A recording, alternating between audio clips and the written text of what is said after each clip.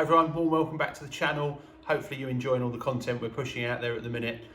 If you're a golfer that gets back pain, particularly lower back pain when you're practicing or playing, you might want to check out what we've got in this video.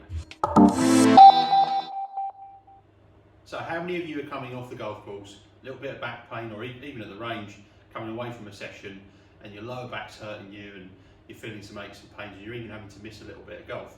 So for me, reverse spine angle, I probably see, 1 in 3, 1 in 4 golfers that maybe have this sort of characteristic when they're swinging the golf club. And it can really cause you pain.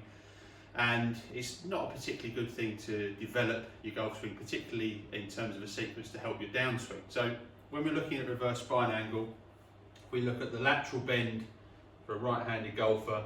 As I make my backswing, if I move, then my spine tilts and moves over here. It's now in a reverse position and it feels very, very uncomfortable.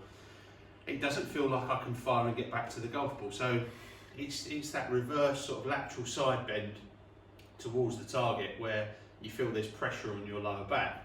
Now really what we would like to see from a nice balanced centered position, we turn into a position where we're stable, and then you can see the side of my body's in a much stronger position. There's a little bit of load and I'm ready to push off my right side and I can activate the lower part of my body, which is what we should be looking for.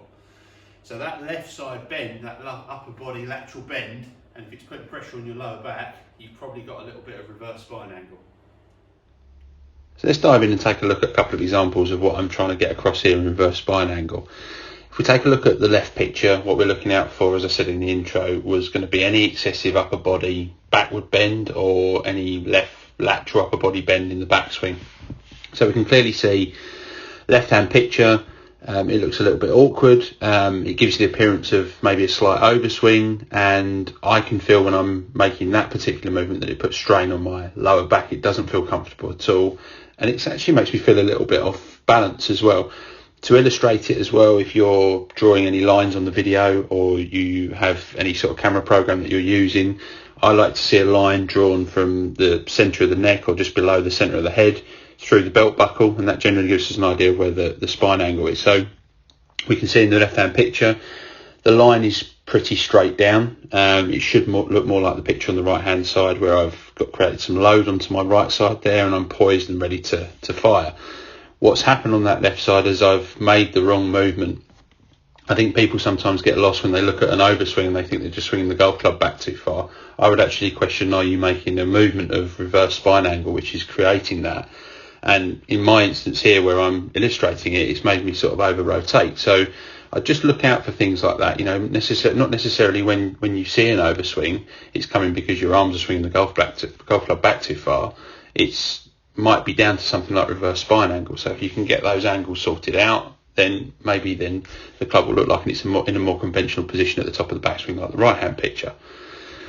Also, my leg action, you can see two big differences there. I'm very off balance in my lower half in the left hand picture, more stable in the right picture. If I'm initiating the downswing, I want my lower half to drive and help me out with that initiation of the downswing. I just can't feel that I can do that when I'm in the position on the left hand side. So that's really important from a stability and a sequencing perspective there.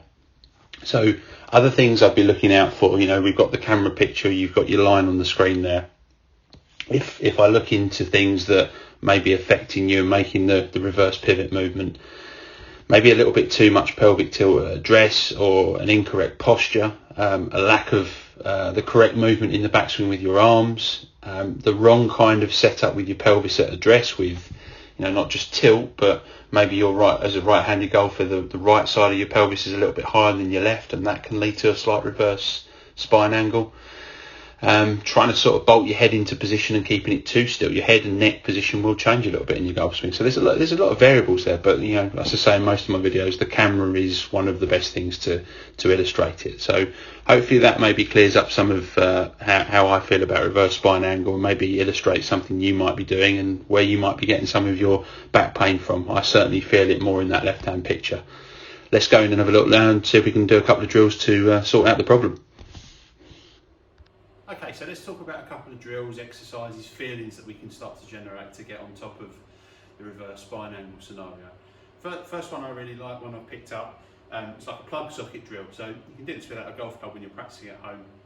You imagine sort of around the belt buckle and around your stomach, you're trying to join a cable together, you're trying to sort of clicking a plug socket.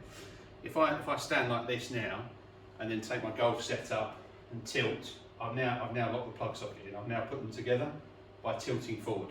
Now when I make a backswing, that should stay in position. Now that shouldn't break that socket.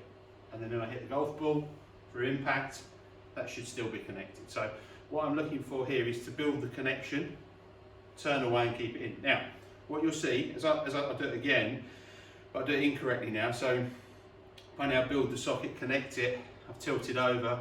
If I now get a bit of reverse spine angle and move that way, look what's happened to the socket. My hands are broken. So, by moving that way and getting that lateral side bend there, or lateral movement, I'm now breaking that socket. So, really easy one. Belt buckle, just above the belt buckle. Tilt, join the socket up, turn into a position where you connect the socket. That's a good one to do without even having to hit a golf ball.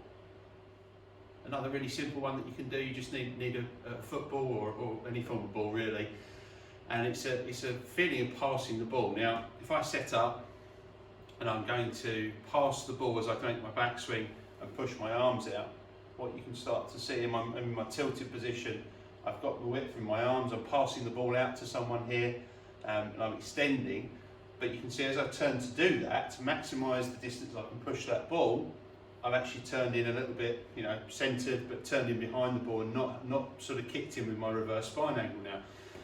Now, if I make a reverse spine angle swing and I stretch my arms out, you can see it's very different. The ball is feeling like it's nearer to me now, and I can't pass the ball out as far as I did earlier on. So passing the ball and connecting the ball and pushing out as far as you can will actually push you into a position where you turn into the correct position. If you want to take it on a little bit, you can turn through into your downswing and release the ball if you wanted to.